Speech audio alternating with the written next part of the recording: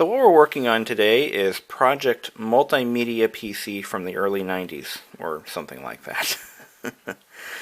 See, in the early 1990s, computers started becoming more and more prevalent in households.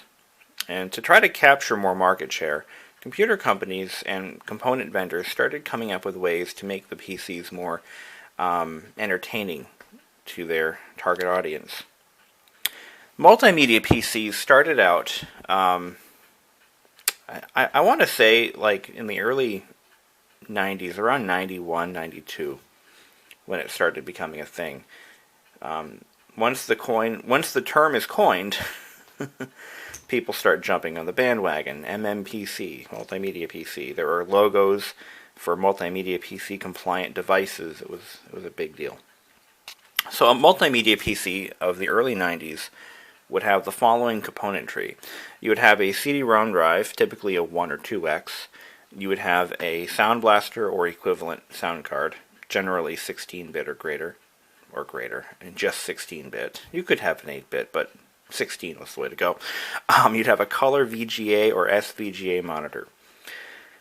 Some higher-end multimedia PCs would include a video capture card for messing with digital video. The potential was limited.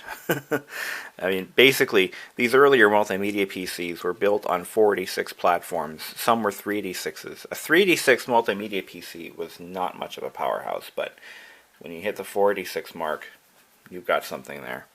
So I wanted to recreate the magic of the early 90s multimedia PC. I'm talking Windows 3.1, Sierra Online games. By the way, the online part is just a misnomer. They're just computer games that are multimedia heavy. I'm talking speakers, that kind of crap. So I needed to find a platform to build my early 90s multimedia PC on.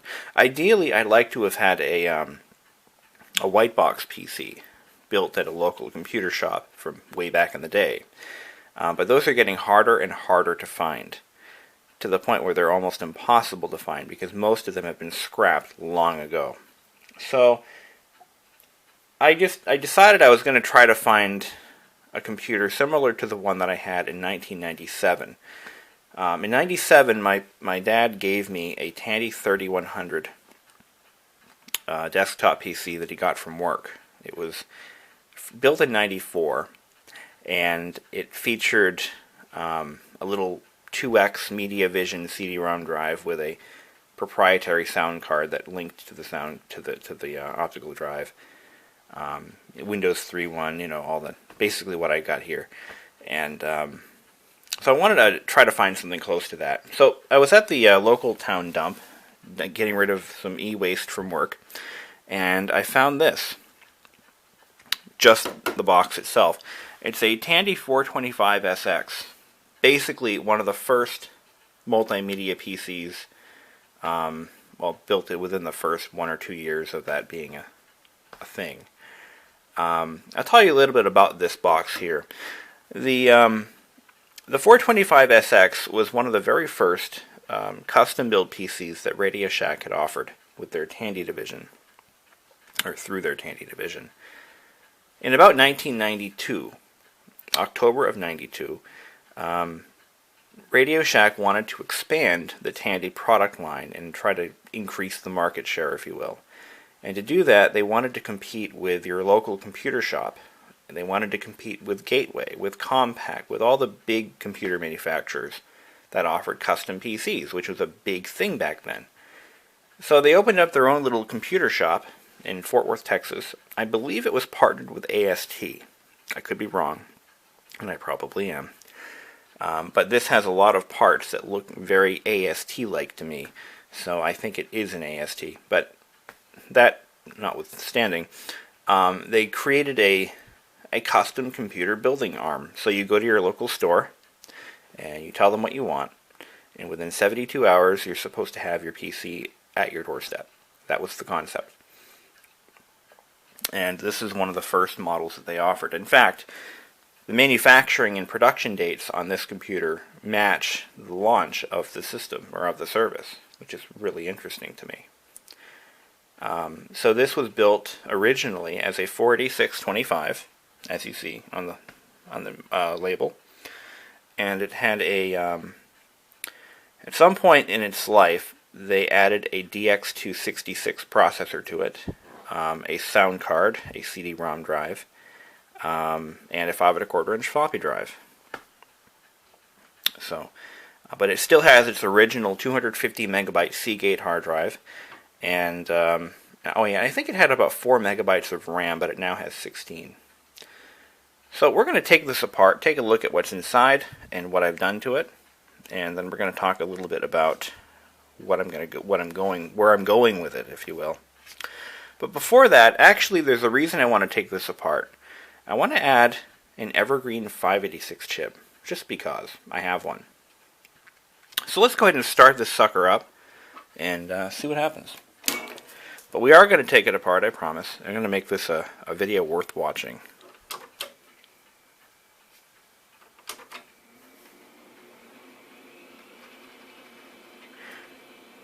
Okay, so we've got the old Phoenix BIOS, copyright 1992.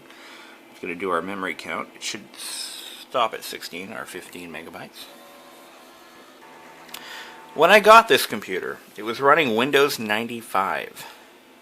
Yeah. It can handle it, no problem. The problem is, I won't want a Windows 95 machine. I already have one. I want a Windows 3.1 machine. A multimedia Windows 3.1 machine. Because they're badass. Not really. But it could be fun, right? What the hell? So I've got the Sound Blaster 16 drivers that I downloaded from Creative Labs installed. Believe it or not, Creative Labs still has drivers for this sound card. You just have to know where to look. I've got my IBM PS2 monitor with my IBM PS2 keyboard and mouse. Where's the IBM PS2? Well, it's awaiting its fate now. I don't know what I'm going to do with it. It's useless to me. So here we go. This is the full audio software package that goes with that sound card. You've got all these different utilities, mixers, and all that happy stuff, configuration things, and oh yeah, it's real fun. So I actually have some software loaded on this machine already, and I'm going to be adding more to it as I expand my collection of early multimedia games. You know, you'll see more and more changes to this machine as we go along. So we know it runs, we know what's on it. Let's go ahead and shut it down.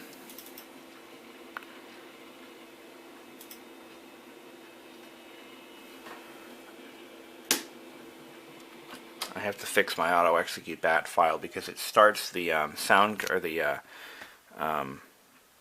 it doesn't do the mouse driver install for DOS until I exit Windows. I gotta fix that. Let's take a look at. So I was at Goodwill, and I was actually looking for controllers for a Nintendo GameCube. They didn't have any, but they had this. This is a new in the box Evergreen 486 upgrade chip, and I'm thinking, I just got a 486, like literally 3 days earlier. Date code is 3/10/97. And what this does is it replaces your existing 486 chip, and it basically runs at much faster than the original clock speed. You want to set your motherboard to the maximum clock speed it can handle, but it adds 16K of cache, an on-chip FPU, floating point unit, and supports all operating systems relevant at the time: DOS, Win95, and NT and OS2. And it's not quite Pentium level performance, but it's better than 486 performance, you know, of the highest level. And these came out because there were thousands, millions of 486s still in use that people wanted to keep around for a little bit longer because they weren't bad machines. Hell, I ran my 486 Tandy 3100 until about 2001. So, maybe not that late, about 2000 at least. And, there's some life left there, right? I've actually installed one of these, this exact same one, in a friend's computer back in, about 2000. And he had a 486 that he was desperate to keep alive for as long as he could. So we went over to Best Buy, picked this up, installed it, and it actually performed like a rocket ship. I mean, it was actually a noticeable performance increase. So we're going to just do the unthinkable here. We're going to open this box. Now, these upgrade chips aren't worth anything right now. I paid $2 for this thing. I found this really handy website, thecpushack.com, which talks a little bit about the upgrade processors of the previous century, if you will, and it talks about why they exist, why they were so popular, and the Reader's Digest version is this. Computers were running, or were improving performance-wise at a rate that was impossible to keep up with. Prices were so high for components that you really wanted to get as much time as you could out of what you already paid for. And products like the Evergreen 586 and the Intel Overdrive chips were designed for people like that who really just didn't want to shell out, $2,000 to $3,000 for a new system every 3 years. These processors did work, and they were very beneficial. But we're going to go ahead and open this one. Oh, there was a section on the Evergreen chips, I think. I wanted to read that, actually. That was my intent. Where is it? It's Turbo Chip from Kingston. I know P&Y had made one. I think this is at 586. It shows you an example. The P&Y, that was the one I installed for that friend of mine. Apparently it runs on an AMD DX5 as a core, and the QuickChip 3D was a WinChip C6. The AMD DX5 is what I have in my hand right now. And it's a high-speed 486 with extra cache. It is a capable performer and happens to be rather overclockable, up to 160 megahertz. Holy crap. Socket 1, 2, and 3 is what it fits. So that's pretty interesting. Oh, here's a PCI one. The Accelera PCI is really a single board computer that goes into the PCI slot and takes over from your old CPU. It comes with RAM and a chipset. That's really interesting. Intel Celeron core. Very cool. Well, let's open this one up.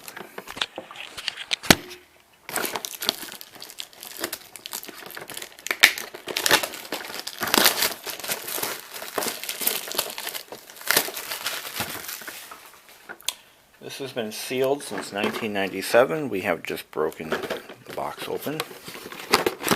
We are committing crime after crime after crime. Mint in the box. Alright, what do we got? So, this comes with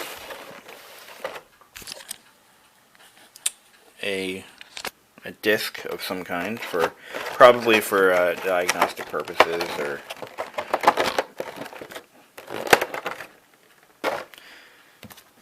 it actually does run off an AMD core.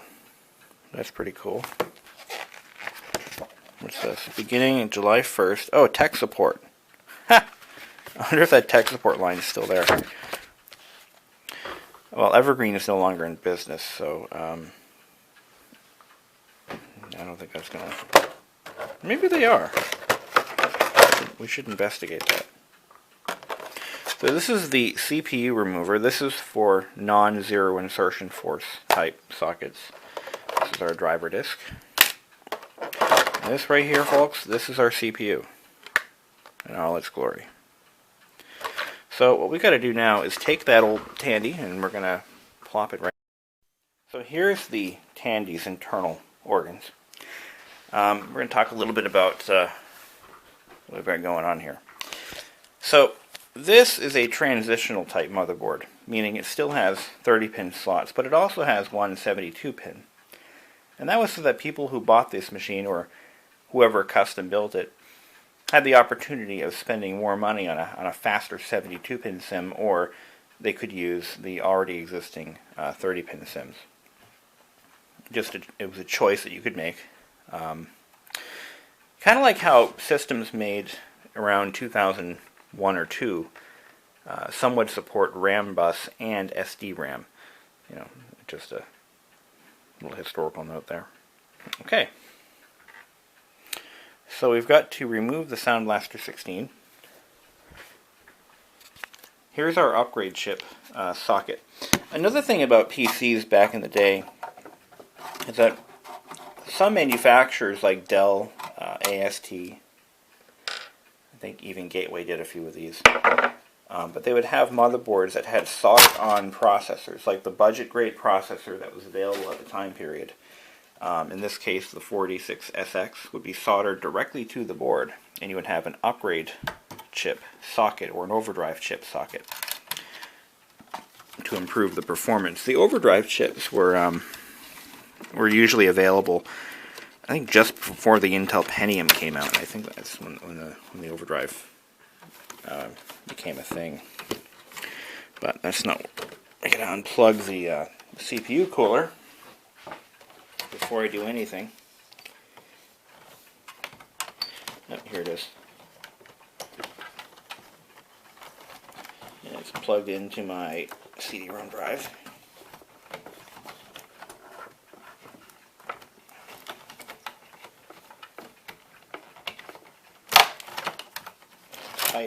Tight spaces in here. Makes it hard to work on.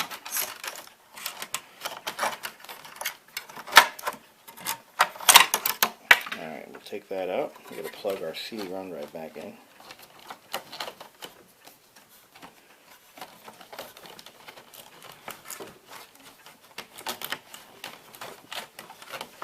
We are going to make this perform.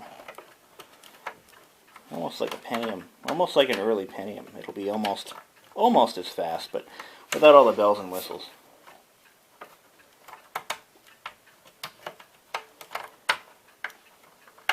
There it is. Okay. Push that in. There we go. Okay, so it's actually kind of a shame because I just installed the cooler. It didn't have one on it, and that made me nervous. So I found one in my stash of parts, put it on, but off it goes.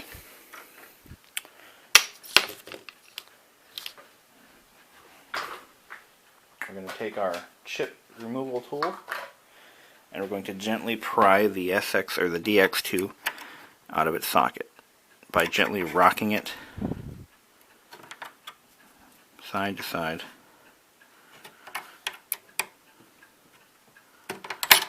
Okay. Perfectly good Intel 4060X2. Put that aside. And now we're going to take our 586 and pop it in its place.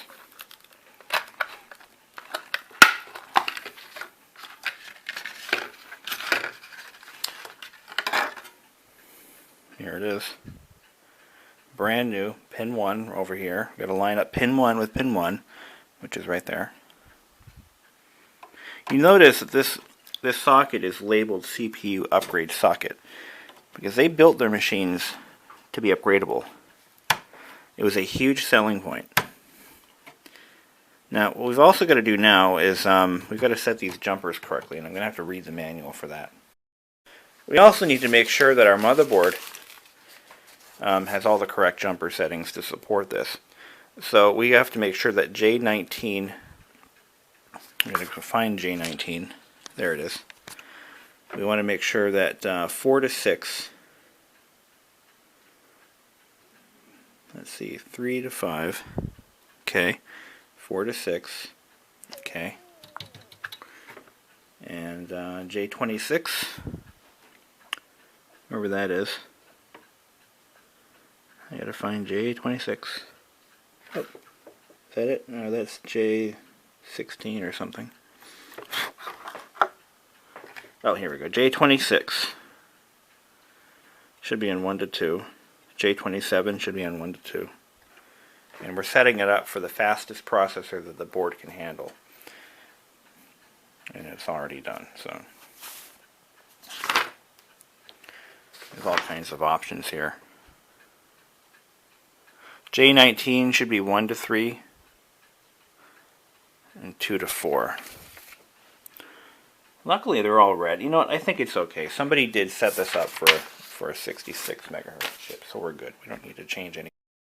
Excuse me. So here we go, the owner's manual.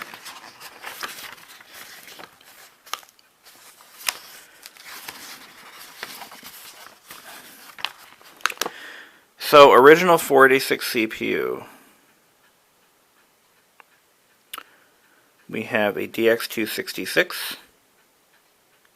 So we want the Evergreen to be set at 4x. It is. Okay, good.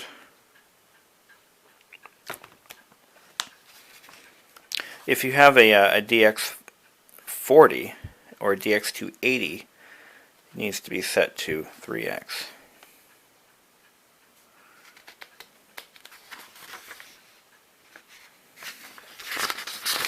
All this other stuff.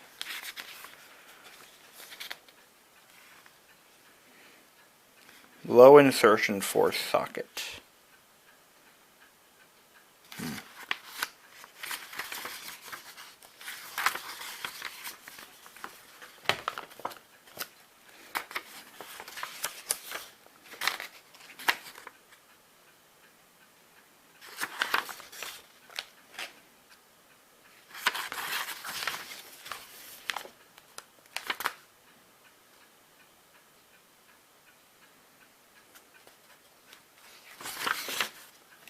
Cool. Just looking for, okay, here we go. If you install the upgrade in an overdrive socket, move this jumper to the top 2 pins. It's okay. You do not need to remove this jumper. Only one socket is marked overdrive. Ready. Leave the upgrade set to normal. Okay, so we want that set to normal.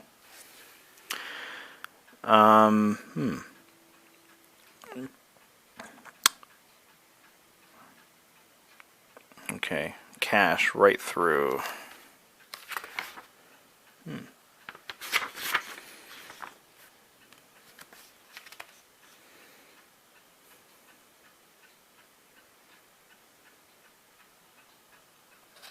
Clock multiplier. Oh, they were talking about the motherboard clock multiplier. Okay.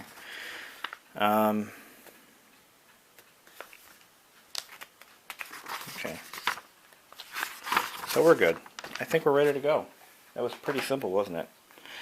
So what I got to do now is get my sound card back. We're going to fire it up and see what happens. So it's no longer running an Intel chip, it's running an AMD.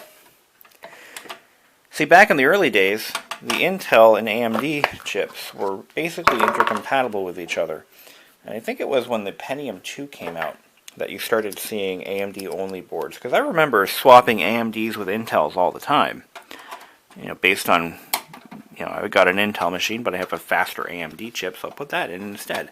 You know, so I remember that wasn't really such an issue back in the day. Okay, here we go.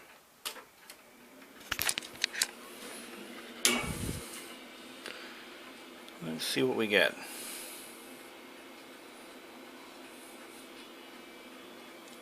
Well, it's looking good.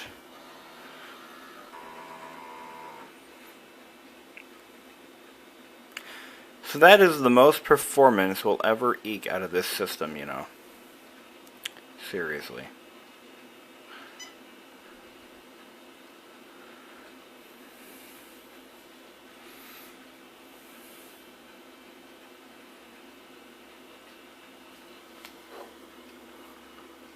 Whatever we wind up with.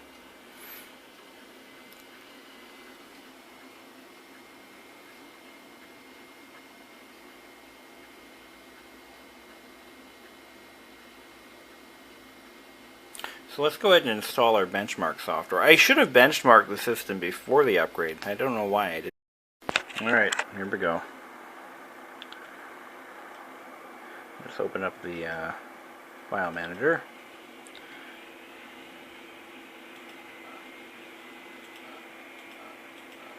Okay, it doesn't seem to like this disk.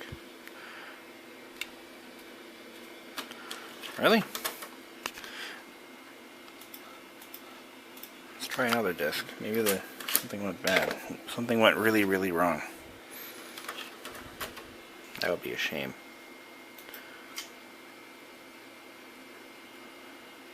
No, the drive works.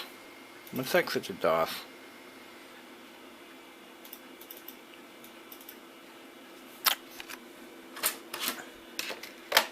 I said...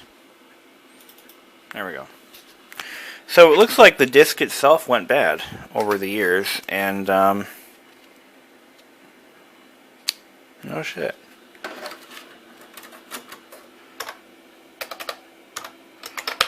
No, the disk is completely gone. So, oh, that's a shame. Really. Well, I guess that's it then. The Evergreen upgrade. Fail. Shut off. There we go. Ah, boy. That was fun.